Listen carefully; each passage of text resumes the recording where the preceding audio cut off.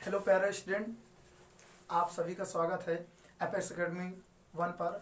आप लोगों के लिए जो विजयी भाव क्लासेस चलाई गई है, जो कि फिजिक्स में दिया जा रहा है कि क्या क्या इम्पोर्टेंट है, क्या क्या आ सकता है यूपी बोर्ड के तहत इस 2020 और 2021 के पेपर के अनुसार ये सारा चीज़ दिया जा रहा है मैटर। तो आप लोग ज़रूर अपने फ्रेंड और मित्रों को सभी को शेयर कर दीजिए, और जो लोग चैनल को नहीं सब्सक्राइब किए हैं वो लोग सब्सक्राइब कर लें, जिससे उनको आगे की आने वाली सभी वीडियोज़ को उनके नोटिफिकेशन प्राप्त हो जाए। आज हम लोग पढ़ेंगे वैद्युत क्षेत्र की तीव्रता को द्विध्रुव के कारण वैद्युत क्षेत्र की तीव्रता निरक्षीय बिंदु पर वैद्युत क्षेत्र की तीव्रता कितनी होती है, इसको हम ज्ञात करेंगे बड़े अच्छे से, बड़े प्यार से, और इसको समझेंगे कि कैसी होता है ये। ठीक, तो चलिए हम लोग समझते हैं क्या है।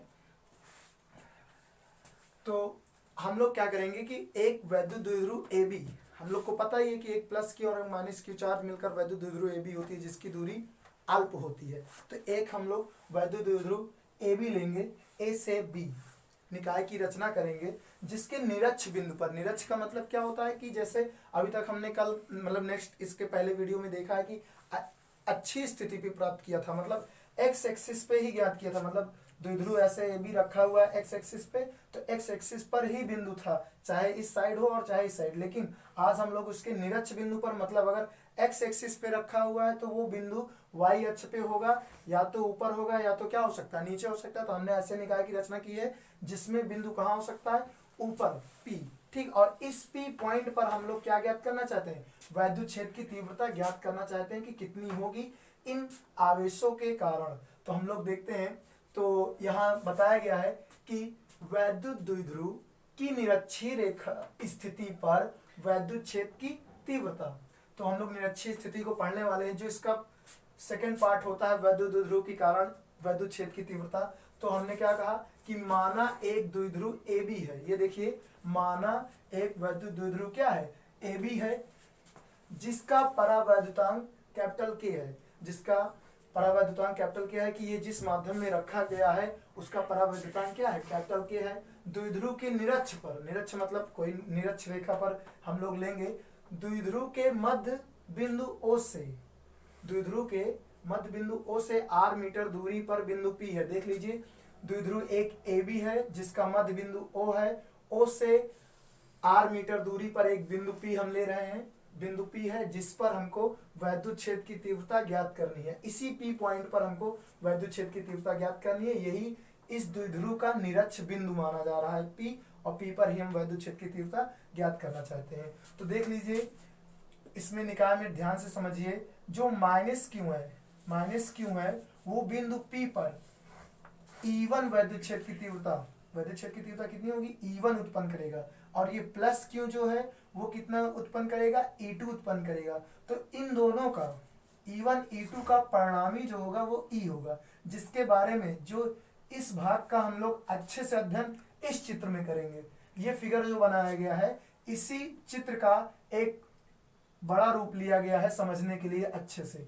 तो पहले यहाँ देख लेते हैं कि हम लोगों ने क्या कहा कि ए बी का मध्य बिंदु O से r मीटर की दूरी पर है। तो अब देख लीजिए ये क्या बना रहा है, एक त्रिभुज बना रहा है, एक त्रिभुज बना रहा है, और 12 की जो लंबाई है उसकी आधी आधी लंबाई कर देंगे तो ये L हो जाएगा। तो ये त्रिभुज अगर बना रहा है तो ये त्रिभुज देखिए O B P में त्रिभुज ये लंब हो गया और ये आधार हो गया, कोण के सामने वाली वैसे भी भुजा लंब हो गई तो ये आधार हो गया, और ये जो बीच की दूरी है इसको हम ज्ञात कर लेंगे पाइथागोरस प्रमेय से। कितना आ जाएगा, √r² प्लस l², ये आधार का वर्ग प्लस लंब का वर्ग कर्ण बराबर हम लोग निकाल लेंगे, ये P से Q तक की दूरी हम लोग प्राप्त कर लेंगे, और फिर देखते हैं कि क्या रिजल्ट आते हैं। तो हम लोग लिखेंगे कि -q आवेश के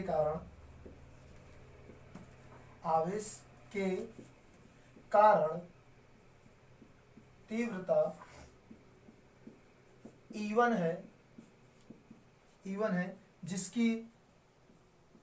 जिसकी बिंदु P तक की दूरी, जिसकी दूरी कह सकते हैं दूरी √r² प्लस l² है। बिल्कुल इसी प्रकार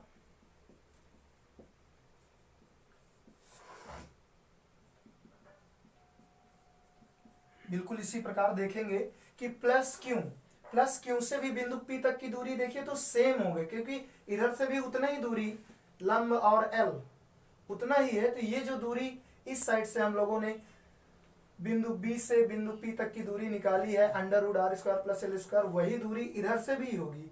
प्लस क्यू से भी दूरी इतनी ही ली जाएगी जितना इसका ये कर्ण बिंदु बन रहा है।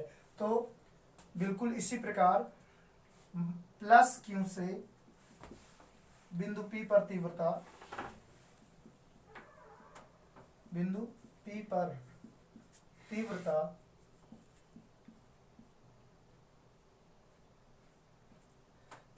E2 है, जिसकी दूरी r² + l² है। ठीक, तो यहां देखेंगे कि क्योंकि द्विध्रुव में आवेश तो समान होते हैं और यहाँ दूरी भी समान हो गई, इसलिए ध्यान करके देखेंगे कि जो तीव्रता होगी वो E1 E2 दोनों बराबर होंगे। E1 का मान देखिए कितना हो सकता है, हम लोग का वो मेन फार्मूला पढ़ा है, वैद्युत क्षेत्र की तीव्रता का मेन फार्मूला क्या होता है किसी आवेश के कारण, 1/4πf∼0 q/r²। ठीक, तो ये पढ़ा है, इसी पे हम लोग अप्लाई करेंगे तो E1 कितना आ जाएगा 1/4πf∼0 k, और आवेश क्यों लेंगे और दूरी हम लोग कितनी लेंगे, क्योंकि दूरी तो ये r ली जाती है, तो r यहाँ दूरी हमने कितना दिखा है E1 के लिए, देख लीजिए दूरी भी ये है r² + l² का वर्ग, जिससे ये क्या हो सकता है रूढ़ और वर्ग से रूढ़ हट जाएगा और वर्ग भी हट जाएगा, बचेगा क्या केवल r² + l²। ध्यान से देखिए कि यहाँ जब हम वर्ग करेंगे तो r² + l² बचेगा, तो हम लोग कह सकते हैं E1 कितना आएगा, E1 आ जाएगा 1/4πf∼0 k q/r² + l²। बिल्कुल इसी प्रकार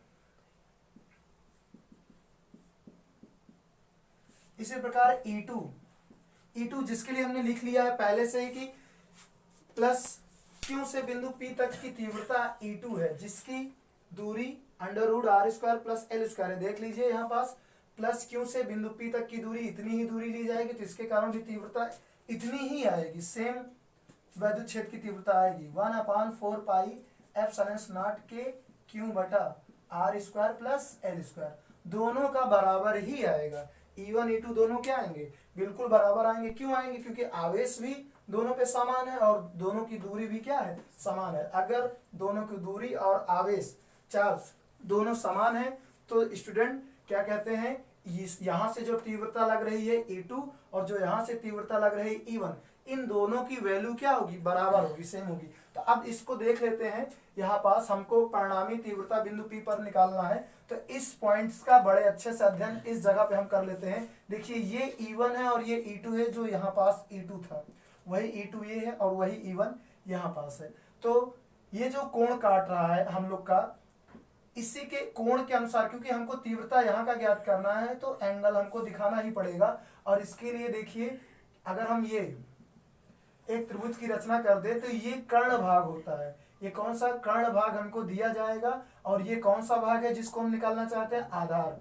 ये कौन सा भाग होता है, आधार, और आधार का मान निकालना हो तो कर्ण में हमेशा किसका गुणा कर देते हैं, मतलब cos θ का गुणा कर देते हैं। देख लीजिए cos θ गुणा कर देते हैं, और यही चीज E2 के लिए अगर करें, E2 के लिए करें तो E2 भी अगर हमको आधार निकालना हो इस साइड से आधार निकालना हो तो इसके लिए भी हम लोग कर्ण में, ये कर्ण माना जाएगा और कर्ण में किसका गुणा कर देंगे, cos θ का। और क्योंकि इन दोनों की दिशा सेम डायरेक्शन में है, क्योंकि एक ही बिंदु से निकलती हुई ये नजर आ रही है, तो इसके लिए इन दोनों का योग प्लस होगा। ठीक, हम लोग ने पढ़ा है कि फार्मूला क्या होता है, मेन फार्मूला क्या होता है, E1 + E2, वो भी वेक्टर के अनुसार। लेकिन यहाँ जो E1 है इस पॉइंट पर वो कितना है, E1 cos θ, और E2 कितना है इसी पॉइंट पर, तो E2 cos θ है। ये E1 cos θ, ये E2 cos θ। और बड़े पे इधर देखिए ये क्या लिखा हुआ है, इसका मतलब है ये जब ये कोण के सामने वाली भुजा लंब है तो लंब, ये लंब है, लंब का जब भी मान निकालना है तो कर्ण में किसका गुणा कर देते हैं, sin θ का गुणा कर देते हैं। और इसी तरह ये भी लंब है, तो ये क्योंकि बिल्कुल क्या है कि एकदम स्ट्रेट लाइन में एक दूसरे को निरस्त कर दे रहे हैं, इसलिए इनका यूज नहीं होगा। ध्यान से देखिए, क्योंकि ये लोग ढेर लोगों को नहीं पता रहता, बस चित्र में ऐसे ये लिख देते हैं, लेकिन इसका यूज नहीं करें क्योंकि ये एक दूसरे को क्या कर दे रहे हैं, निरस्त। ये ऊपर की ओर जा रही है, नीचे की ओर जा रही है, तो एक दूसरे को क्या कर देंगी, निरस्त कर देंगी। तो बड़े ध्यान से देखिए, क्योंकि इसकी दिशा और इसकी दिशा सेम ही मानी जाएगी, इसलिए इनका जो परिणामी ई होगा वो क्या होगा, ई बराबर E1 cos theta plus E2 cos theta. और हमने परिणामी यहाँ पहले से ही लिखा है, इसलिए ध्यान से देखते हैं, फिर से एक बार जल्दी देख लेते हैं कि हम एक वैद्युत द्विध्रुव ए बी लेंगे जिसकी लंबाई 2l होगी, और उसके एक निरक्ष बिंदु पे बिंदु P लेंगे। हमको माइनस क्यू के कारण तीव्रता E1 उत्पन्न होगी, प्लस क्यू के कारण तीव्रता E2 उत्पन्न होगी, और हमको P पॉइंट पर ही हमको क्या ज्ञात करना है, तीव्रता ज्ञात करना है बच्चों। और उसके बाद देखिए हम लोग यहाँ इसकी लंबवत दूरी मिड पॉइंट से इसके मध्य बिंदु से दूरी, क्योंकि r लेंगे तो ये कर्ण हम लोग का निकल आएगा √r² प्लस l²। और ये दूरियां सारी चीज आराम से लिख लेंगे कि माइनस क्यू से इतनी दूरी है, तो तीव्रता 1/4πε0 के क्यू बटा √r² प्लस l² का होल स्क्वायर आएगा, और ये रूट और स्क्वायर की वजह से ये हट जाएगा। ठीक, ध्यान से देखिए इसको क्या कहते हैं यहाँ पर। तो E1 इतना आ जाएगा, तो E2 भी इतना ही आएगा, क्योंकि हमारी दूरी इधर से और इधर से सेम है, और हमारा जो आधार बिंदु है वो भी कितना है, L और L है। तो E1 E2 आ गया, तो हम लोग परिणामी बिंदु P जल्दी से निकाल लेते हैं दोस्तों। आप इस वीडियो मतलब कि देख सकते हैं, अपना लिखना चाहते हैं तो लिख सकते हैं, ये प्रूवमेंट वेरी इंपॉर्टेंट है, और स्क्रीनशॉट कर लीजिए जिससे आपको प्रॉब्लम नहीं होगी बाद में समझने के लिए। हम इसको अब मिटाने वाले हैं, इसके आगे की क्रिया करने वाले हैं। E1 E2 की वैल्यू परिणामी निकालने चाहते हैं। चलिए तो फिर से हम देख लेते हैं। अब हमने E1 और E2 को तो प्राप्त ही कर लिया है, तो बिंदु P पर परिणामी तीव्रता, बिंदु P पर परिणामी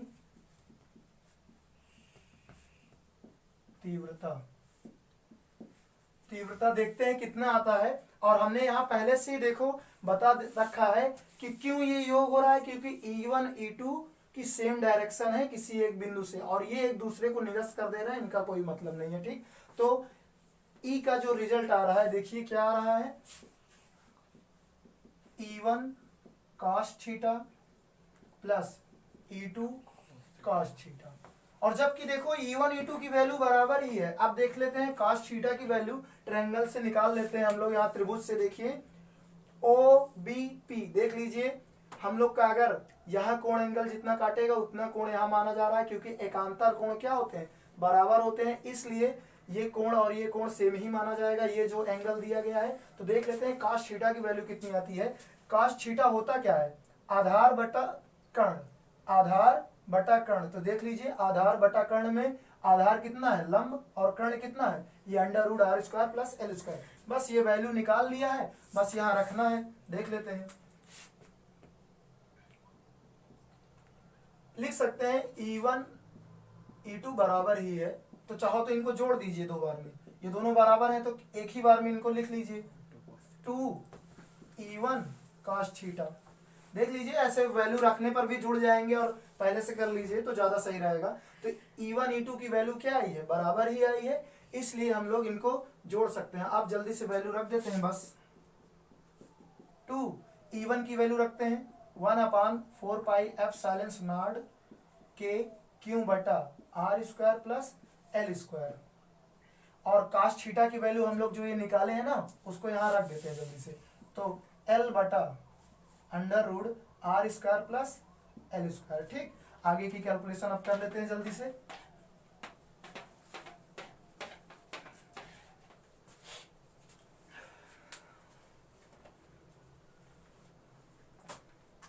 देखिए ये क्या लिखा हुआ, रूट, और यहाँ कितनी पावर मानी जाएगी, 1 मानी जाएगी। रूट में पावर कितनी मानी जाती है, देख समझते हो ना, कितना, 1/2 माना जाता है। इसलिए देखो इस 2 को हम लोग साथ कर लेते हैं इनके, तो कितना हो जाएगा, E बराबर 1/4πε0 के ये 2QL।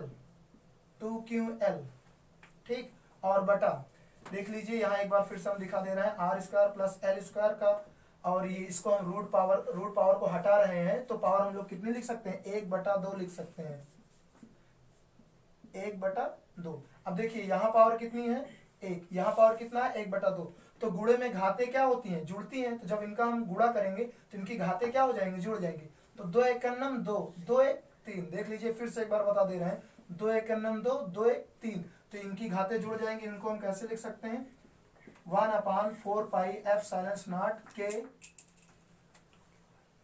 2QL बटा, इनको लिख सकते हैं R square plus L square की पावर, कितना भी आया था 2 एकन्नम 2 1 3, 3/2। और एक चीज ध्यान से देखिए, हमारा प्रूवमेंट क्या चल रहा है, कह रहा है वैद्युत द्विध्रुव, वैद्युत द्विध्रुव मतलब P, हम लोगों ने पढ़ा है कि वैद्युत द्विध्रुव का प्रतीक क्या होता है, P होता है। वैद्युत द्विध्रुव की निरक्षीय स्थिति पर वैद्युत क्षेत्र कितना, और ये देखिए 2QL, ये देख लीजिए सब लोग, 2QL प्राप्त हो गया, जो कि बराबर होता है P बराबर 2QL किसके बराबर होता है, P के बराबर, द्विध्रुव के बराबर होता है। ठीक, किसके बराबर होता है, द्विध्रुव के बराबर होता है, इसलिए 2QL की जगह हम कितना यूज कर सकते हैं, P रख सकते हैं। तो E बराबर 1/4 पाई एप्सिलॉन नॉट के, 2QL की जगह जल्दी से रख दीजिए P, तो P/R square plus L square की होल पावर कितनी है 3/2, की होल पावर कितनी है 3/2। एक बार फिर से देख लीजिए, यहाँ पास हमने क्या किया, E1 E2 वैल्यू बराबर ही है, तो जो चाहे E1 पे जोड़िए चाहे E2 पे जोड़िए, आएगा 2E1 cos थीटा। जल्दी से E1 की वैल्यू जो थी और cos थीटा की वैल्यू जो हमने ट्रायंगल से निकाली है, त्रिभुज से, उसको यहाँ क्या कर देंगे, रख देंगे आराम से। और उसके बाद पावर देखिए, रूट को पावर हम क्या बना लेंगे 1/2, तो 2 एकन्नम 2, 2 1 3, 3/2 कर लेंगे। और ये देखिए 2QL बन गया क्या, 2QL, 2QL किसके बराबर होता है, द्विध्रुव के बराबर होता है। द्विध्रुव का फार्मूला होता है P। ठीक, तो निकाय के अनुसार, ये जो निकाय है ना, उसके हिसाब से द्विध्रुव का फार्मूला क्या होगा 2QL, क्योंकि हमने दूरी कितनी मानी है टोटल 2L। उसके बाद बस हम कहेंगे कि R is greater than L। ठीक, चूंकि R क्या है, बहुत बड़ा है, निकाय में देख, अगर निकाय में देखोगे L छोटा है और R बड़ा है, तो जो R स्क्वायर की वैल्यू होगी वो और ज्यादा बड़ी होगी, इसके कारण जो L स्क्वायर होगा वो नगण्य माना जाएगा। L स्क्वायर बराबर इसलिए 0 मान लिया जाएगा, L का मान नगण्य लेकर L स्क्वायर बराबर 0 ये मान लिया जाएगा। तो हम L स्क्वायर की जगह 0 रख देंगे।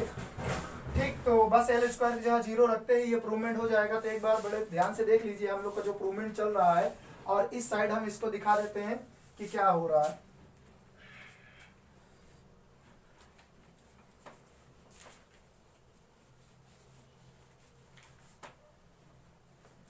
तो जल्दी से L स्क्वायर की जगह 0 रख दीजिए, तो कितना आ जाएगा हम लोग का वैद्युत क्षेत्र की तीव्रता, E बराबर 1/4 पाई एप्सिलॉन नॉट के P/R स्क्वायर, और ये 0 हो गया, और पावर 3/2। ये देखिए यहाँ 2 है, यहाँ 3/2 है, 2 से 2 क्या हो गया, कैंसिल। तो R पे कितना पावर आ जाएगा, R पे पावर कितना आ जाएगा 3 आ जाएगा, ये पावर यहाँ भाग के आ जाएगा 3 आ जाएगा। ध्यान से देखिए, समझिए इसको, और ये वेरी इंपॉर्टेंट है, पेपर में एग्जाम में अच्छी से एक क्वेश्चन जरूर बना लेता है। ठीक, तो इसको समझिए, R की पावर कितना हो जाएगा 3, और यही तो प्रूवमेंट होगी हमारी, ये प्रूफ हो गया। देख लीजिए हम लोग ने क्या लिख शुरू किया था कि वैद्युत द्विध्रुव के कारण, वैद्युत द्विध्रुव P, ठीक, P के कारण वैद्युत क्षेत्र की तीव्रता ज्ञात करनी थी, और हमने उसको ज्ञात कर लिया। हाँ, अगर जो माध्यम हमने लिया है, अगर उसका परिवर्तन निर्वात सिस्टम में हो जाए, निर्वात के लिए, ठीक, वैक्यूम के लिए, तो K का मान कितना हो जाएगा 1 हो जाएगा,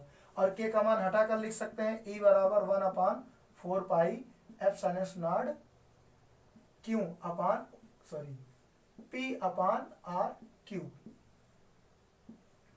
ठीक, तो ये प्रूवमेंट हो गया, जो कि वेरी इंपॉर्टेंट है, पहले चैप्टर का ये वेरी इंपॉर्टेंट होता है, अच्छी निरक्षी प्रूवमेंट। तो इसका ये सेकंड पार्ट भी आज खत्म कर दिया गया, और इसको एक बार देख लीजिए बड़े आराम से और करिए, और इसको समझिए, इसको कई बार रिवीजन करिए घरों पर, और अपने फ्रेंड, अपने चाहने वाले जो भी हैं 12 में जो इस साल का एग्जाम दे रहे हो 2020-21, उनके पास इसको शेयर करिए।